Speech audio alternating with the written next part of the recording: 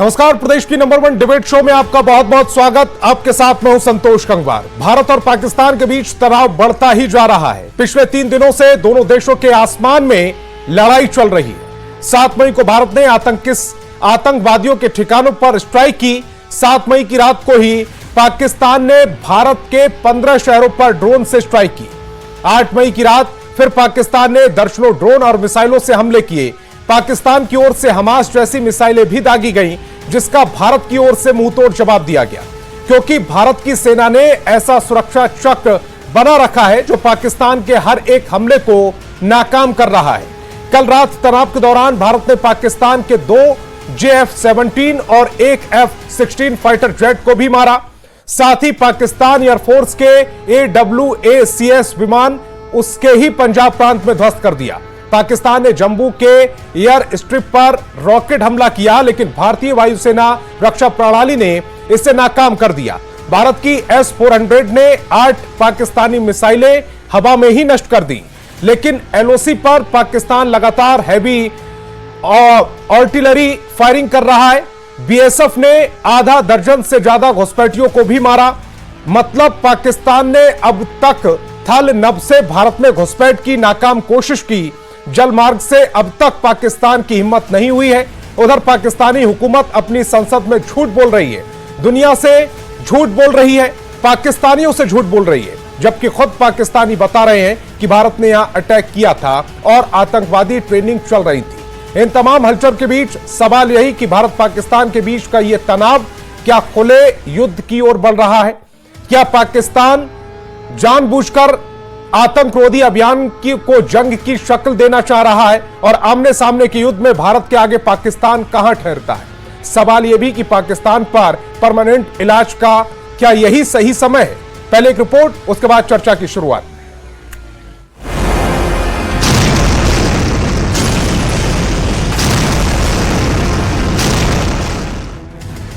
पाकिस्तान के ड्रोन हमले नाकाम।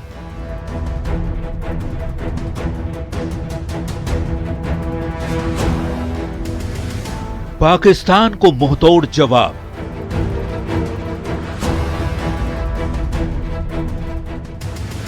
ड्रोन हमलों से पाकिस्तान में हाहाकार।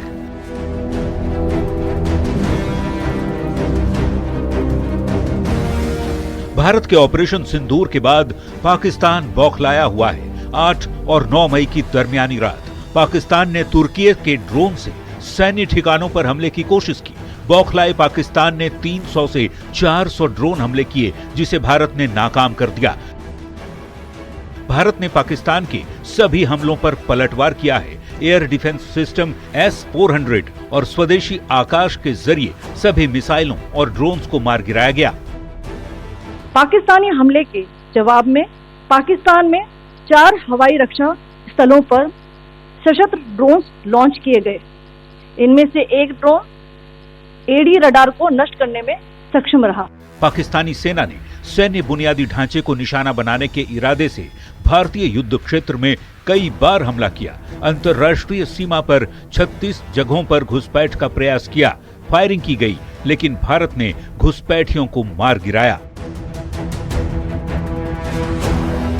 लेह से लेकर सरक्रीक तक 36 स्थानों पर 300 से 400 लगभग ड्रोनों का इस्तेमाल घुसपैठ का प्रयास करने के लिए किया गया। भारतीय सशस्त्र बलों ने काइनेटिक व नॉन काइनेटिक साधनों का उपयोग करके इनमें से कई ड्रोन्स को मार गिराया। पाकिस्तान की कायराना कार्रवाई के बाद भारतीय सेना ने भी बड़ा जवाबी हमला किया, हालांकि संयम के साथ। पाकिस्तान ने सिविल एयर स्पेस को ढाल की तरह इस्तेमाल करने की कोशिश की। भारतीय सेना के संयमित जवाबी कार्रवाई में कई शहरों का एयर डिफेंस सिस्टम तबाह कर दिया गया। सरगोधा का एयर डिफेंस सिस्टम तबाह किया गया। पाकिस्तान का अवाक्स सिस्टम भी तबाह हो गया। 1 F-16 और 2 JF-17 भी मार गिराए गए। कराची और इस्लामाबाद पर भी बड़े हमले हुए। यही नहीं, बाजवाड़ सैन्य ठिकाना भी तबाह कर दिया गया।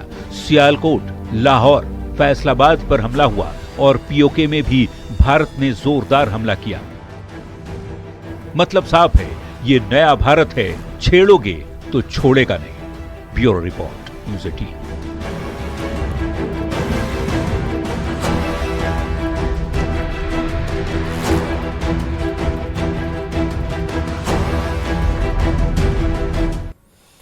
तो डिबेट की शुरुआत करें उससे पहले आज के सवालों पर आते हैं। आज बहस बिहार की में हम पूछेंगे किस ओर बढ़ रहा है भारत पाक का टकराव। सवाल यह भी पूछेंगे कि भारत का आगे का प्लान क्या है। भारत से जंग में कितने दिन टिकेगा पाकिस्तान। सवाल यह भी पूछा जाएगा कि पाकिस्तान का परमानेंट इलाज का क्या यह सही समय है। आतंकवाद के बचाव में तबाही चुन रहा है पाकिस्तान क्या, यह भी सवाल। तो चार सवाल यह भी कि आतंक के बचाव में तबाही क्या पाकिस्तान चुन रहा है। सवाल यह भी पूछा जाएगा कि किस ओर बढ़ रहा है भारत पाक टकराव, भारत का आगे का प्लान क्या है। सवाल यह भी पूछा जाएगा कि भारत से जंग में कितने दिन टिक पाएगा पाकिस्तान, क्या पाकिस्तान परमानेंट इलाज का यह सही समय है। आतंक के बचाव में तबाही को क्यों चुन रहा है पाकिस्तान। ये तमाम वो सवाल होंगे जो आज चर्चा का विषय रहने वाले हैं।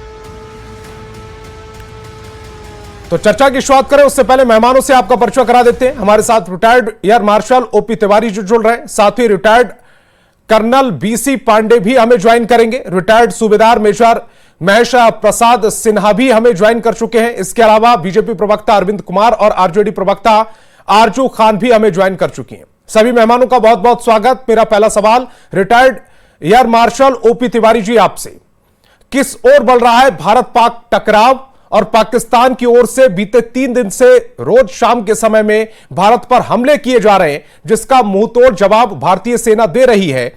क्या आमने सामने के युद्ध के लिए पाकिस्तान उकसा रहा है। अच्छा, आपने मुझे देखिए, पाकिस्तान का जो आप बात कर रहे हो, पाकिस्तान ने जिस तरीके से शुरुआत की वो पाकिस्तान की गलती एक्चुअली नहीं थी। पाकिस्तान के मुनीर ने ये सब प्रॉब्लम क्रिएट किया। अभी देखिए जिस तरीके से इंडिया ने एक ऑफेंस किया, लेकिन वो डिफेंसिव ऑफेंस था। वो जितने भी इक्विपमेंट थे 9 टारगेट से 9 टारगेट को भली भांति उसी करेक्ट मार्जिन में डिस्ट्रॉय किया गया। 24 मिसाइलें फायर की गई। 24 मिसाइल में एक भी वेस्ट नहीं हुआ। 24 ने स्ट्राइक किया ढंग से। हमारा कोई नुकसान नहीं हुआ और हमारा जो डिजायर्ड इंपैक्ट जो था, हमें जो रिजल्ट चाहिए था, आउटपुट चाहिए था, भली भांति ढंग से मिला। उसका रिटर्न जो पाकिस्तान ने किया था, देखिए उन्होंने पता नहीं 400 या जो भी फायर किए, खूब सारे ड्रोन्स फायर किए ग्रुप में। उन्होंने सोचा कि हो सकता है कि हम इनको डिस्ट्रॉय नहीं कर पाए। प्लस एट द उनका एक एम और भी रहा होगा कि जो मैसिव हमारे एयर डिफेंस इक्विपमेंट है उनको यूटिलाइज करें और उनको कम करें ताकि पाकिस्तान डोमिनेट कर सके। इसमें बिल्कुल सफल नहीं। देखिए जब से ये यूक्रेन और रशिया वॉर चल रहा है, तब से ड्रोन का एक नया डायमेंशन वॉर में जुड़ गया है। तो पिछले 3 साल से भारत में इसके प्रति, इसको ध्यान में रखते हुए बहुत कुछ काम कर रहे हैं और इसका रिजल्ट आपने देख लिया। जबकि पाकिस्तान के जितने भी ड्रोन और मिसाइल से सारे डिस्ट्रॉय हो गए। ये मैं कहना चाहूंगा, इनको डिस्ट्रक्शन करने में हमने छोटे इक्विपमेंट, कोई बड़ा एयर डिफेंस यूज नहीं किया। बट ये देश को बताना चाहूंगा नागरिकों की, हमारा एयर डिफेंस का जो नेटवर्क है इतना मजबूत है, right from the short range to long range, वो कभी भी इसको पेनिट्रेट करना मुश्किल है। ये चक्रव्यूह जैसा क्रिएट किया गया है। इसमें ठीक है ओपी तिवारी जी, मैं आपके पास आऊंगा। इसी बीच बड़ी खबर आ रही है श्रीनगर से। इस वक्त की बड़ी खबर, श्रीनगर के कई इलाकों में ब्लैकआउट किया गया है। इस वक्त की बड़ी खबर आपकी टेलीविजन स्क्रीन पर। जम्मू कश्मीर के पुंछ में सायरन भी बजा है। एक बड़ी खबर इस समय आपकी टेलीविजन स्क्रीन पर, श्रीनगर के इलाकों में ब्लैकआउट किया गया है। जम्मू कश्मीर के पुंछ में सायरन बजा है और लगातार इस तरह की घटनाएं कल भी हो रही थी और आज एक बार फिर से पाकिस्तान अपनी सेम रणनीति पर आ गया है। मेरे साथ रिटायर्ड सूबेदार मेजर महेश प्रसाद सिन्हा जी भी जुड़े हुए हैं। महेश जी, पाकिस्तान जो कल जिस तरह से एक्शन कर रहा था, हम पर हमले कर रहा था, एक बार फिर उसी तरह की हरकत कर रहा है।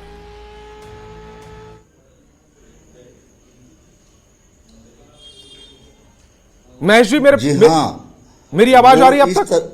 जी हाँ, मैं आपको सुन रहा हूं जी। और मेरा जवाब यूं है कि पाकिस्तान ऐसी हरकत, ये कोई नई हरकत नहीं कर रहा है और अभी तक वो हरकत करते आया है और हरकतों से वो बाज नहीं आएगा। मगर अब इंडिया, आज का भारत बदल चुका है, जिसके बारे में पाकिस्तान को दूर दूर तक एहसास नहीं है कि इस हरकत का जवाब मेरे लिए कितना महंगा पड़ेगा। पाकिस्तान को इस बात का भी एहसास नहीं है कि आप जानते हैं कि जी अपनी बात को कंप्लीट कीजिएगा। जैसा कि आप जानते हैं, गलतियां हमसे भी हो गई हैं। चाहे गलतियां वो 1947 की हो, चाहे वो गलतियां 1971 की हो, चाहे गलतियां वो 1999 की हो, गलतियां हमसे हो चुकी है, कारण कुछ भी रहा हो, फैक्टर कुछ भी रहा हो, लेकिन अब ये जो मौका हमें मिला है और यह मौका पाकिस्तान के द्वारा ही दिया गया है, शायद इसको चूकना हमारी आने वाले समय के लिए भूल कही जाएगी। ठीक है, राजनीतिक विश्लेषक के तौर पर डॉक्टर संजय कुमार भी हमें ज्वाइन कर चुके हैं। डॉक्टर संजय साहब, मैं आपसे बड़े स्पष्ट शब्दों में समझना चाह रहा हूं, क्योंकि पाकिस्तान अब तक हमें उकसा रहा है और उसकी जो उकसाने की कार्रवाई है उस पर हमने जवाबी हमला किया है, जवाबी कार्रवाई की है उसके बदले में। अब क्या आगे बढ़कर पाकिस्तान को सबक सिखाने का समय आ गया है या फिर अभी हमें थोड़ा सा वेट करना चाहिए? निश्चित रूप से देखिए, एक निर्णायक लड़ाई में तो भारत को अब जाना होगा। पाकिस्तान हमेशा प्रॉक्सी वार कर करके फिर पीछे हट जाता है। अब सोचिए कि वो कहता है कि नहीं, हमने तो गुरुद्वारा पर हमला ही नहीं किया है। कितना झूठा पाकिस्तान है भाई। कोई अपने देश का आदमी अपने ही देश के गुरुद्वारा पर क्या वो हमला कर लेगा ड्रोन से? तो वो झूठ बोल रहा है। और उसके बाद भी जो हमारे सीमावर्ती इलाके हैं वो लगातार वहाँ पर गोलीबारी कर रहा है। इसको उकसाना नहीं कहते हैं। जिस तरह से पाकिस्तान की स्थिति है वो इंतज़ार कर रहा है। अब आप ही ने बताया अभी कि वो अपने सिविल डिफेंस को जो है वो चाहता है सिविलियंस को ढाल के रूप में इस्तेमाल करना। मैं आपको बता रहा हूँ, अब कराची से लाहौर तक क्या जो उड़ाने हैं उसको अभी तक उन्होंने रद्द नहीं की है। एयरपोर्ट चालू किए हुए हैं कि ताकि ड्रोन पर से हमला करे भारत और हम इसका इंटरनेशनल सहानुभूति हम लोग लें। आज तो अमेरिका ने भी साफ कह दिया है कि नहीं, ये मामला भारत का है और इस तरह के मामलों में मैं इंटरवीन नहीं करूंगा। तो अंतर्राष्ट्रीय स्तर पर चाहे वो यूरोपियन संघ हो, चाहे अमेरिका हो, हर कोई देख रहा है कि जिस तरह से पाकिस्तान ने कायराना हरकत की है, जिस तरह से निहत्थे लोगों को जो टूरिस्ट थे उनको जाकर के उन्होंने छद्म वेश बना करके आर्मी का ड्रेस पहन करके और उनकी हत्या की। और फिर जब इनके आतंकवादी मारे जाते हैं तो किस तरह से जनाजे पर जाते हैं चादर चढ़ाने, जनाजे पर जाते हैं शिरकत करने। तो ये तो पाकिस्तान एक्सपोज हो गया है कि ये जो पाक जो टेरर का फैक्ट्री बना हुआ है, एक निर्णय तो भारत को लेना होगा। और इसके लिए मैं देश के सारे पार्टियों को साधुवाद दूंगा कि जहां पर पाकिस्तान के संसद में वहां के सांसद कायर कह रहे हैं, डरपोक कह रहे हैं कि अगर आपको अंग्रेजी नहीं समझ में आती है तो इंटरनेशनल मीडिया को क्यों ब्रीफ करने गए थे। वहीं भारत के पक्ष और विपक्ष सब लोगों ने कहा कि अभी सेना को निर्णय लेने की जरूरत है और जिस तरह का निर्णय सेना लेगी देश उनके साथ खड़ा है, पक्ष और विपक्ष उनके साथ खड़ा है। तो मैं मानता हूं कि अभी अगर आप निर्णय नहीं लेंगे तो फिर वक्त नहीं आएगा। वो तो इस तरह के पत्थर फेंकेंगे, गोलीबारी करेंगे, वो जो सिविलियंस हैं उनके घरों को ड्रोन पर हमला करके नुकसान पहुंचाएंगे और फिर मांद में छिप जाएंगे। तो मैं मानता हूं कि अब आमने सामने की लड़ाई में भारत को आने की जरूरत है। आमने सामने की लड़ाई में भारत को आने की जरूरत है। मैं आपके पास आऊंगा दोबारा से। Sanjay ji, retired colonel VC Pandey ji हमें ज्वाइन कर चुके हैं। बहुत बहुत स्वागत न्यूज 18 बिहार झारखंड पर आपका। वीसी पांडे जी, मेरा बड़ा सीधा सा सवाल, चूंकि मुझे आपके बारे में जानकारी मिली कि आप जो आर्म्स जो हथियार इस्तेमाल होते हैं उसके बारे में बहुत अच्छी से जानकारी रखते हैं, जो भारतीय सेना में इस्तेमाल किए जाते हैं, पाकिस्तानी सेना में इस्तेमाल किए जाते हैं। ये जो इस समय सोशल मीडिया पर एक भ्रम की स्थिति फैली हुई है कि पाकिस्तान के पास बहुत चीन की तरफ से दिए हुए बहुत अच्छे आर्म्स हैं, तुर्की उन्हें हथियार पहुंचा रहा है, इसमें कितनी सच्चाई है सर? और यह भी बताइएगा कि जो भारत ने कल एक्शन के ऊपर जो रिएक्शन दिया है पाकिस्तान को, उसमें उसको कितना नुकसान हुआ है? जय हिंद। हमारे देशवासियों को सबको जो हमारी भारतीय सेना इतना अच्छा कर रही है उसके लिए आप सबके सपोर्ट की बहुत बहुत धन्यवाद जी। मैं आता हूं आपके प्रश्न पर कि आपका है हमारी सेना क्या कर रही है। और हमारे चूंकि ये सिस्टम जो आपने देखा होगा कि पाकिस्तान ने इतने सारे मिसाइल्स, ड्रोन सारे कल अटैक किए, लेकिन एक भी सफलता उनको नहीं मिली। इसका प्रधान कारण यह है कि समय समय पर हम अपने इक्विपमेंट को अपग्रेड करते रहते हैं। तो कोई भी एरियल ऑब्जेक्ट जब आता है हम उसको प्रोजेक्टाइल यूज करते हैं वर्ड को, और उस प्रोजेक्टाइल को चाहे वो ड्रोन हो चाहे जो कुछ भी हो जो आप फेंकते हैं हवा में है वो प्रोजेक्टाइल है। उसको पहले डिटेक्ट करना, उसको आइडेंटिफाई करना, उसके बाद उसको एंगेज करके न्यूट्रलाइज करना, यही हमारा ऑब्जेक्ट होता है।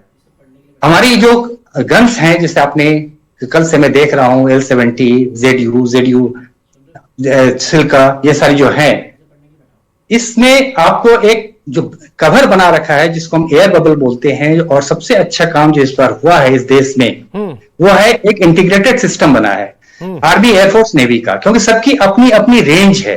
और सबसे बड़ी असुविधा होती थी पहले, जो एक कंपार्टमेंट में हम काम करते थे, अब चूंकि ये सेंट्रलाइज चीजें हैं, एक साथ कंट्रोल हो रही है, तो ऑब्जेक्ट के उन जो एयर बबल के थ्रू से निकल के आना और उसको अपने डिजायर्ड इफेक्ट को अचीव करना में बहुत असुविधा हो रही है।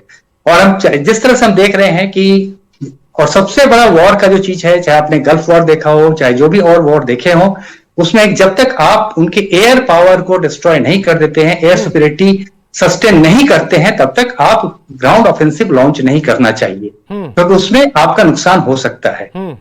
आज के समय में जितने टैंक हैं, जितने तोप हैं, जितनी सारी चीजें हैं, वो सारी वल्नरेबल हैं एयर से। और टेक्नोलॉजी और भी काफी आगे बढ़ गई हैं, अभी वो पुरानी चीजें नहीं हैं। हमने अपने सर्विस लाइफ में काफी सारे वॉर एक्सरसाइजेस वगैरह किए हैं, उसमें इस चीज को अचीव किया है, पाया है, देखा है। और जो हमारी स्टडीज बताती है ये है कि पहले आप एयर सुपीरियरिटी अचीव कीजिए, अपने इक्विपमेंट रेडी रखिए, उसके बाद हम तो तैयार हैं हर समय। भारतीय सेना किसी भी क्षण तैयार है लॉन्च करने के लिए, सिर्फ पॉलिटिकल विल की आवश्यकता है। ठीक है सर। अरविंद कुमार जी भी हमारे साथ जुड़े हुए हैं, बीजेपी प्रवक्ता हैं। आतंक के बचाव में पाकिस्तान इस कदर क्यों डूब गया है कि वो अब अरविंद जी सीधे सीधे भारत को युद्ध के लिए ललकार रहा है? क्या उसको अपना हश्र नहीं पता? क्या वो नरेंद्र मोदी को नहीं जानता जो इस समय प्रधानमंत्री हैं भारत के? क्या उनकी ताकत का उसे अंदाजा नहीं है? संतोष जी, दो बातें। सबसे पहले तो मैं आपके चैनल के माध्यम से भारत के तमाम सैनिकों को सैल्यूट करता हूं, और मैं उन्हें कहना चाहता हूं कि पाकिस्तान इस बार उनको सबक मिलनी चाहिए। जो 56 इंच का सीना है ना, वो दिख गया। अभी तक जो वसुधैव कुटुंबकम और अहिंसा के नारों पर हम दूसरे देश को भी चाहते थे कि इस तरह उग्रवादी और आतंकवादी गतिविधियों में वो लिप्त ना हो, लेकिन उनके पास वो कुत्ते की पूंछ जो टेढ़ी होती है ना, कितनों सीधे कीजिए तो वो नहीं होगी। पाकिस्तान वही है, इनकी खुराक वही है, इनकी नेशनल इनकम है, ये आतंकवादियों को पनाह देते हैं। और हम भारत वसुधैव कुटुंबकम का राह पर चलने वाले हैं। इसलिए अब हम शस्त्र की भी शिक्षा जानते हैं, शास्त्र की भी शिक्षा जानते हैं। और ये सरकार है 56 इंच सीने वाली, इस बार पता चल जाएगा पाकिस्तान को कि हिंदुस्तान क्या है। और मैं आपको बता दूं कि मैं सुदूर क्षेत्र में भी गया था, भारत के गांवों का एक एक बच्चा, वो 10 साल 8 साल का बच्चे के अंदर भी ये जज्बा है कि इस बार पाकिस्तान कहीं से बच के नहीं निकलना चाहिए। और मुझे ये पूर्ण विश्वास है कि अब दूसरी बार हिमाकत पाकिस्तान नहीं करेगा। इस बार हिंदुस्तान पाकिस्तान को उस स्थिति में पहुंचा देगा कि उनके पास फिर कमर सीधा करने के लिए उनके पास समय नहीं मिलेगा। ये दुर्भाग्य है। हमारे यहाँ ये ऑपरेशन सिंदूर, जितनी माओ की मां का सिंदूर धुला है, उसका बदला हिंदुस्तान का एक एक बच्चा लेगा। और तमाम हिंदुस्तान के सैनिक जो हमारे एम्बुस पर हैं, जो हमारे सीमा पर हैं, हिंदुस्तान का एक एक बच्चा, एक एक माँ, एक एक बहने, सब आपके साथ है। और जब भी आवश्यकता पड़ी पूरा आवाज खड़ा होगा। लेकिन इस बार पाकिस्तान रिटायर्ड सूबेदार महेश प्रसाद सिन्हा जी भी जो हमारे आज एक्सपर्ट के तौर पर हमारे साथ डिफेंस एक्सपर्ट के तौर पर जुड़े हुए हैं, वो कुछ कहना चाह रहे हैं। आरजू खान जी, मैं आपके पास आता, लेकिन थोड़ा सा माफी के साथ आपके पास देरी से आऊंगा। महेश जी, कुछ कहिएगा। जैसा कि अभी हमारे प्रवक्ता महोदय ने बताया है कि हमारे देश का बेशक 8 साल का बच्चा भी यह मानने को तैयार हो गया है, यह कहने को तैयार हो गया है कि पाकिस्तान को सबक सिखाना चाहिए और पाकिस्तान को उस दशहत में डाल देना है कि पाकिस्तान दोबारा गुस्ताखी करने का दूर दूर तक न सोचे। लेकिन इसके पहले एक पाकिस्तानी राजनेता ने अपने संसद में ये कहा था कि इंडिया वालों को सपने में भी याद आना चाहिए कि कहीं पाकिस्तानी हमला ना हो जाए इंडिया के ऊपर। ये मौका जो आज दिया है हमारे देश के बच्चों को, देश के नागरिकों को कुछ कहने का, कुछ बताने का, इसका मौका भी हमें पाकिस्तानियों ने ही दिया है। तो ये आज हमारे लिए फख्र की बात है कि आज हमारा देश का चाहे बच्चा हो, चाहे युवा हो, चाहे हमारी महिलाएं, नारी शक्ति हो, एक एक के दिल में ये लहर दौड़ रही है कि पाकिस्तान को इस बार बिना सबक सिखाए खाली नहीं छोड़ना है। ठीक है सर। मेरे साथ आरजू खान भी हैं, आरजेडी के प्रवक्ता हैं। आरजू, एक तरफ तो ये कहा जा रहा है कि पाकिस्तान में जो वहां के प्रधानमंत्री हैं शहबाज शरीफ, उनको बुज़दिल कह रहे हैं वहां के जो विपक्ष के नेता हैं, लेकिन भारत की खूबी क्या है, भारतीय लोकतंत्र की खूबी क्या है? हमारे राजनीतिक विचारधारा भले ही अलग हो सकती है, लेकिन युद्ध के समय पर सभी प्रधानमंत्री नरेंद्र मोदी के साथ खड़े हैं। और आज जैसा तेजस्वी यादव का बयान आया है वो अपने आप में काबिल तारीफ है। हमारे देश को हमारी एकता और अखंडता एकदम अलग बनाती है और हमको पूरे देश, पूरे दुनिया में मजबूत बनाती है हमारे देश को। और 140 करोड़ हिंदुस्तानी जब भी ऐसी चीजें हिमाकत की है पाकिस्तान ने, उसको मुंह तोड़ जवाब देने का काम किया है। ये 140 करोड़ हिंदुस्तानियों के एकता और अखंडता और देश के वीर जवानों के वजह से ये हो पाता है। और हम सब गर्व से अपना सीना चौड़ा करके कहते हैं कि हम भारतीय हैं। हम सब लोग किसी भी पक्ष में हो, विपक्ष में है, लेकिन एक सुर में हम लोग सरकार के साथ है, देश के जवानों के साथ है, तीनों सेनाओं के साथ है। और हम चाहते हैं कि बहुत दिनों के बाद ऐसा मौका मिला है कि पाकिस्तान को हम मुंह तोड़ जवाब ही नहीं दे सकते। हम पाकिस्तान अधिकृत जो कश्मीर हो, हम उसको वापस भी ले सकते हैं और ऐसा मौका आ चुका है। और हम चाहते हैं कि पाकिस्तान तो बेहया बेशर्म है, पाकिस्तान कभी भी इससे सबक नहीं लेता है। इस बार जो है, इस वार में उनको पूरी तरह से सबक सिखाना चाहिए, क्योंकि हमारी देश की एकता और अखंडता हम सबके यूनाइट होने से बनती है। और देश की एकता और अखंडता ये कहती है, गंगा यमुनी तहजीब ये कहती है कि पाकिस्तान को उसके घर में घुस के हम मारेंगे भी और सारे शहीदों का हम बदला भी लेंगे। ठीक है। हम संजय जी, मेरा सवाल यह है कि क्योंकि आरजू जी ने बहुत महत्वपूर्ण पॉइंट उठाया कि इससे अच्छा मौका नहीं मिलेगा शायद अब पीओके को भारत में जो कश्मीर का हिस्सा है उसको पूर्णतया आजाद करा देना चाहिए। नहीं, स्वाभाविक है। वो पीओके ही नहीं, मैं तो कह रहा हूं कि पाकिस्तान का जो बंटवारा जिन परिस्थितियों में भी हुआ, वो तो एक बड़ा हमारे लिए एक घाव का रूप ले चुका है ना। और कभी कभी कुछ ऑपरेशन जो है कष्ट जितना दे, लेकिन वो ऑपरेशन से बाद में जो ये आराम मिलता है, जो सुख मिलता है, उसकी कल्पना नहीं की जा सकती है। तो बिल्कुल मैं कह रहा हूं कि पाकिस्तान को किसी भी कीमत पर, पाक ऑक्युपाइड कश्मीर तो हमारा ही हिस्सा है, वो तो उसने कब्जा कर लिया था और हम लोग उसको लेकर के चले गए थे, यूएनओ में अंतर्राष्ट्रीय मामला बनाए हुए थे, वो तो हमारा अंग है ही जी। और वहां के लोगों के, वहां के आवाम से पूछिए ना कि वहां के लोग हिंदुस्तान के साथ रहना चाहते हैं। उनको पता है कि अगर हिंदुस्तान के साथ रहेंगे तभी हम आर्थिक तौर पर और हम मजबूत हो पाएंगे। लेकिन मैं कहता हूं कि अब तो यह निर्णय सेना को लेनी है। रक्षा मंत्री, माफी के साथ आपको रोकना चाहता हूं, इस वक्त बड़ी खबर मिल रही है। इस वक्त की बड़ी खबर आपकी टेलीविजन स्क्रीन पर, पाकिस्तान के रक्षा मंत्री की जंग की गीदड़ भभकी। इस वक्त की बड़ी खबर, जंग हमारे दरवाजे पर है। ख्वाजा आसिफ ने बड़ा बयान दिया है।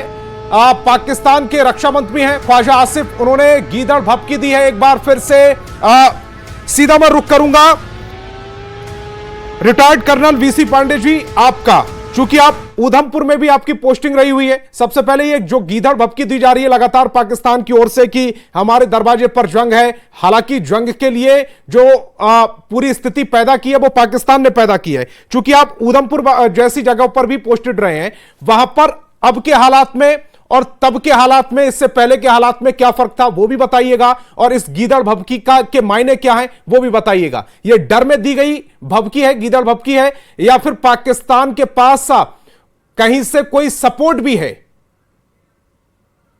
मैं अब सब दर्शकों को एक चीज बताना चाहूंगा कि अभी तक उन्होंने इंडिया का सिर्फ डिफेंसिव रोल देखा है। अभी तक हमने उन पर कोई अटैक प्रॉपर नहीं किया है। जब हम अटैक के मोड में आएंगे तब उनको पता चलेगा कि हमारी क्षमता क्या है। तब ये इनके मुंह से आवाज निकलेगी, वो सिर्फ रास्ता देखेंगे अपने भागने का, जैसे गीदड़ भागता है अपने दूसरे आश्रय की तरफ। अभी तक सिर्फ हम डिफेंसिव रोल में रहे हैं, उनके मिसाइल्स और बाकी चीजों को रोकते रहे हैं। जहां तक बात है मेरे उधमपुर और उसके आगे की पोस्टिंग की भी, तो हमने देखा है काफी सारे एरियाज हैं जहां से हम बहुत अच्छी तरह से ऑपरेशन लॉन्च कर सकते हैं। हाँ, कैजुअलिटी कुछ हमारी हो सकती है, होगी। इसके लिए हमें पहले उनके एयर को न्यूट्रलाइज करना पड़ेगा और उसके बाद हमारे अधिकार में है, सरकार के विल और इंटरनेशनल प्रेशर अगर नहीं हो तो हम आराम से इस चीज को, जैसे आपने 1971 में देखा वैसे ही आपको परिणाम नजर आएगा। भारतीय सेना दुनिया की सर्वश्रेष्ठ सेना है, वो कभी अपने बारे में सोचती नहीं है, उसके लिए देश और अपना धर्म, राष्ट्र धर्म सर्वोपरि होता है। ठीक है। इसके अलावा हमारे साथ रिटायर्ड सूबेदार मेजर महेश प्रसाद सिन्हा जी भी जुड़े हुए हैं। महेश जी, मैं आपसे समझना चाह रहा हूं, क्योंकि युद्ध के दरवाजे पर तो पाकिस्तान हमें लाकर खड़ा कर चुका है, वो अटैक कर रहा है, हम डिफेंसिव जवाब दे रहे हैं, बदले की कार्रवाई की तरफ से अब तक हमारी तरफ से कोई कार्रवाई नहीं की गई है। क्या वो समय आ गया है कि अब हम भी कार्रवाई करें फ्रंट पर आकर? अब पाकिस्तान अगर फ्रंट पर आकर हमारी तरफ से कार्रवाई की जाती है तो पाकिस्तान कितने दिन तक टिक पाएगा? बस चंद दिनों का मेहमान रहेगा पाकिस्तान, कुछ नहीं कर सकता है, वो घुटने के बल टिक जाएगा और ये हमारी कोशिश अंततोगत्वा रहेगी कि उसको घुटने के बल टिका देना है। मैंने पहले भी एक बात कही थी आपको, उसको पुनः पुनरावृत्ति करते हुए बताना चाहूँगा कि हमसे पिछले समय में काफ़ी गलतियाँ हो चुकी हैं। अब ये मौका नहीं है हमें गलतियों को दोहराने का, ये मौका हमें हाथ से खाली नहीं जाने देना चाहिए। और जब तक पाकिस्तान घुटने टेकता नहीं है, बेशक हम डिफेंसिव मोड में अपने आप को रखे हुए हैं, लेकिन ये वक्त आ गया है हमें अपने आप को डिफेंसिव मोड से निकालने के बदले अटैक मोड में हमें अपनी कार्रवाई को अंजाम देना चाहिए। ठीक है अरविंद जी, मेरा सवाल आपसे ये है कि चूंकि अब जंग के दरवाजे पर पाकिस्तान हमको लगभग खड़ा कर चुका है, इंतजार किस बात का किया जा रहा है? कब तक हम उन डिफेंसिव होकर उनके जो हमले हैं उसका जवाब देते रहें? चूंकि हमारा धैर्य, हमारी ताकत, और इसको उसने समझ लिया कि ये हिंदुस्तान की मजबूरी है। हम नहीं चाहते थे कि उनके आकाओं का और उनके देश के लोगों का जो आतंकवादी पनाह दे रहे हैं उनको ठिकाने लगाया जाए। लेकिन मैं कहना चाहता हूं कि अब देश का एक एक बच्चा ये चाहता है कि पाकिस्तान आज के दिन उनको वो स्थिति कर दे कि जो कल वो अपने बल पे खड़ा होने की हिमाकत नहीं करे, उनके यहां से आतंकवाद मिट जाए। और बाकी अगर उनके जो आका हैं उनको तो बिल्कुल 7 समुंदर पार उनको मार के उनको बिल्कुल ध्वस्त कर देना चाहिए। हिंदुस्तान ऑफेंसिव मूड में है और ये सरकार बिल्कुल ऑफेंसिव मूड में है, हमारी जो आर्मी है वो ऑफेंसिव मूड में है, और जो जनता है, आवाम है, आवाम कहीं से भी पीछे नहीं हटने वाला है। हमारा हर तरह से खून का एक एक कतरा पूरे देश के बच्चे बच्चे का देश के लिए है। हम देश के लिए मर सकते हैं, पीछे नहीं हट सकते हैं। और ये सही समय है संतोष जी कि पाकिस्तान को सबक सिखाकर ही इस बार विराम होगा, और इस बार पीछे हटने का कोई भी गुंजाइश नहीं है। सारी देश एक है और इस बार पाकिस्तान नस्तानाबूद होगा, मुझे ये आत्मविश्वास है और अंदर का धैर्य है। और हमारे साथ हैं आरजेडी के प्रवक्ता हैं आरजू खान जी।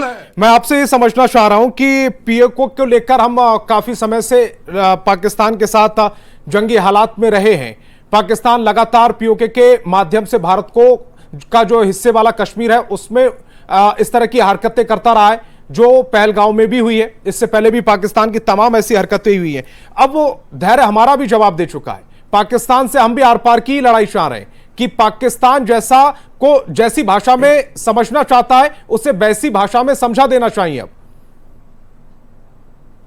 मैंने पहले ही राउंड में कहा था कि पाकिस्तान एक बेशर्म कंट्री है, बेहया कंट्री है, और पीओके के लोग चाहते हैं कि वो भारत के साथ मिल के रहें, क्योंकि उन लोगों ने लगातार अशांति झेला है, वो शांति की तरफ जाना चाहते हैं और इससे बेहतर मौका हमारे देश के लिए नहीं होगा। हमारे देश के वीर जवान काफी हैं, उन्होंने दिखाया है, एक बार नहीं कई कई बार करके दिखाया है, उनको मुंहतोड़ जवाब दी है। लेकिन मैं फिर कह रहा हूं कि पाकिस्तान बेशर्म है और इस बार आर पार की लड़ाई लड़नी चाहिए। हम विपक्ष के नाते पूरा समर्थन हमारा है देश के जवानों के साथ, देश की सरकार के साथ। अब किस तरीके का हमारी एकता और अखंडता ये बताना चाहती है और एक एक हिंदुस्तानी ये कह रहा है, एक एक हिंदुस्तानी आवाम कह रहा है कि बहुत हो चुका, अब इस बार आर पार की लड़ाई होनी चाहिए।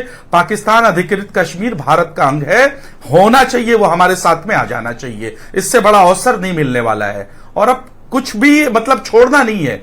क्लियर एंड क्रिस्टलिटी के साथ पूरे पाकिस्तान के जितने भी नापाक इरादे हैं उनको मुंहतोड़ जवाब देके पाकिस्तान को जो है एक तरीके से हम कह सकते हैं कि जो नक्शे से अगर खत्म कर दिया जाए तो कोई इसमें बड़ी बात नहीं। ठीक है डॉक्टर संजय जी, आपसे पूरे घटनाक्रम को अब समझना चाहता हूं। एक तरफ जो पाकिस्तान है उसमें बलूचिस्तान की ओर से पाकिस्तान पर अटैक किया जा रहा है, जो बलूचिस्तान है वो अपने आप को आजाद कराने की कोशिश कर रहा है। दूसरी तरफ भारत भी जवाबी कार्रवाई कर रहा है, जवाबी हमले कर रहा है। तीसरी तरफ हम बहुत टाइम से पाकिस्तान को झेल भी रहे हैं, उसके आतंकवाद को हम झेल रहे हैं। तो क्या ये वो समय नहीं है, विपक्ष भी इस बार सरकार के साथ है, ऐसा समय नहीं है कि अब पाकिस्तान को उसकी भाषा में सबक सिखा भी देना चाहिए और जो भारतीय सेना का दमखम है उससे यह बता भी देना चाहिए कि पाकिस्तान ने इस बार बहुत बड़ी गलती कर दी, टुकड़े हो जाने चाहिए पाकिस्तान के एक बार फिर?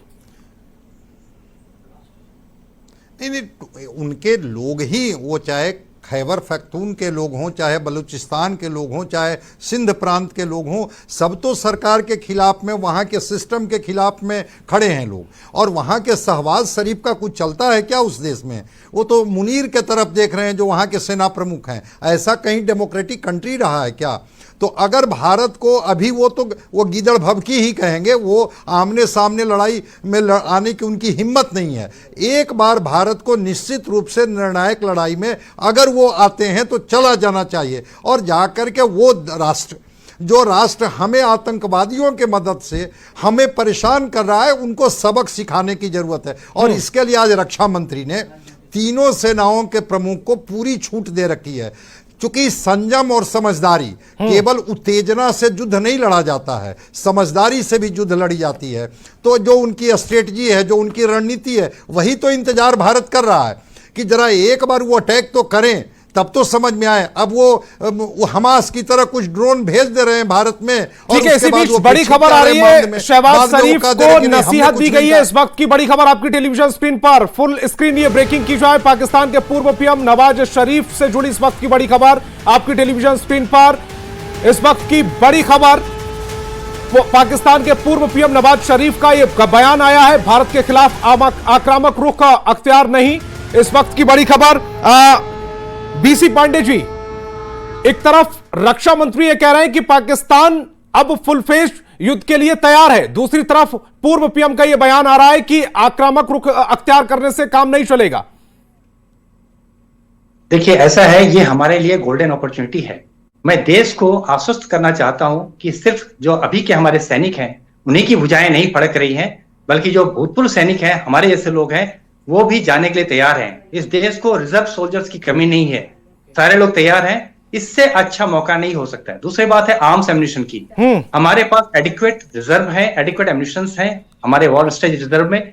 इंटेंस फाइटिंग के लिए भी जितने 10-15 दिन की आवश्यकता होती है वो वेल हमारे पास है, और हमारा सप्लाई चेन भी एडिक्वेटली एस्टेब्लिश्ड है।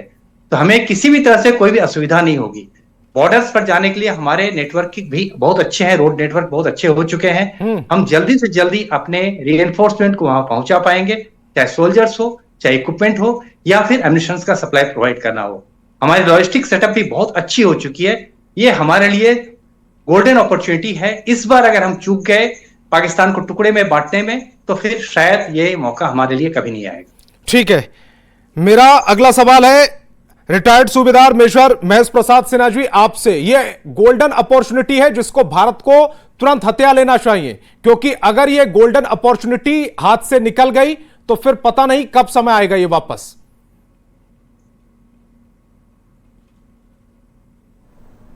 और आपको मैं एक बात बता दूं, जैसा कि अभी हमारे प्रवक्ता महोदय ने एक बात को कह दिया है कि हम भूतपूर्व सैनिकों के दिल में भी वो उबाल आ रहा है कि हम भी अगर मौका मिले तो आज भी वर्दी पहन के और अपने हाथों में हथियार थाम के और उनको गिन गिन कर हमारी जिन बहनों का सिंदूर उजाड़ा है उसका बदला हम भी ले लें। लेकिन अभी वहां की जनता को जागृत होने की जरूरत है। हम चाणक्य के देश के रहने वाले लोग हैं, हम बुद्ध के देश के रहने वाले लोग हैं, हम आर्यभट्ट के देश के रहने वाले लोग हैं, और उसके बाद भी आज हम ऐसी स्थिति में कभी कभी आ जाते हैं अपने देश के कुछ कमजोरियां विरोधी दलों के सामने आने के कारण कि हम अपनी बात से अपने ही घर में कभी कभी गिर जाते हैं। लेकिन आज ये परिप्रेक्ष्य, ये परिदृश्य और ये परिस्थिति बदल चुकी है। अब हमको जो एकजुटता सरकार और सरकार के विपक्षी दलों ने दिखाया है, ये एकजुटता कायम रहेगी और वहां की जनता से आपके माफी के साथ मेजर महेश जी आपको रोकना चाह रहा हूं। आखिरी जो कमेंट अरविंद जी आपके पास आ रहा हूं आखिरी कमेंट के लिए। बस आखिरी मेरी इच्छा और कमेंट दोनों यही है कि इस बार चूकना नहीं है, पाकिस्तान को दोबारा मौका नहीं देना है, दोबारा मौका नहीं देना। अर्जुन जी आखिरी कमेंट आपका। होत फुक्सा कर देना है ताकि वो दोबारा उसके जो आतंकवाद है वो दोबारा सिर ऊंचा नहीं करे। देखिए पाकिस्तान जो है खुद टूट के कगार पे है। एक तरफ उसके अंदर जैसे बलूच जो है उसके साथ विद्रोह कर चुके हैं क्योंकि पाकिस्तान ने उनके साथ भी बेहतर नहीं किया, और पाक अधिकृत कश्मीर वाले भी लोग इससे तंग आ चुके हैं। तो ये हमारे लिए गोल्डन अपॉर्चुनिटी है और भारत को इस गोल्डन अपॉर्चुनिटी को हथिया लेना चाहिए। तमाम मेहमानों के साथ जुड़े आपका बहुत शुक्रिया और बेस्ट